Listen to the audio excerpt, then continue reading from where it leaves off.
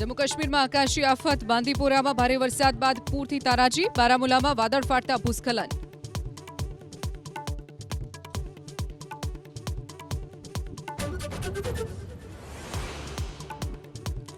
જૂનાગઢમાં સુભાષ યુનિવર્સિટીની ગર્લ્સ હોસ્ટેલમાં ભોજનમાં જીવાત નીકળ્યાના આરોપ સાથે વિદ્યાર્થીનીઓનો હોબાળો, એબીવીપીના કાર્યકરો પર કર્મચારીઓ સાથે મારામારીનો આરોપ.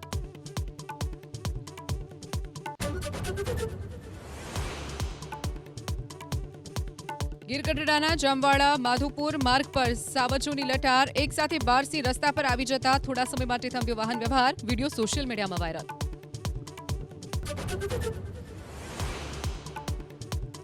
જમ્મુ કાશ્મીરમાં આકાશી આફત, બાંદીપોરામાં ભારે વરસાદ બાદ પૂરથી તારાજી, બારામુલામાં વાદળ ફાટતા ભૂસ્ખલન.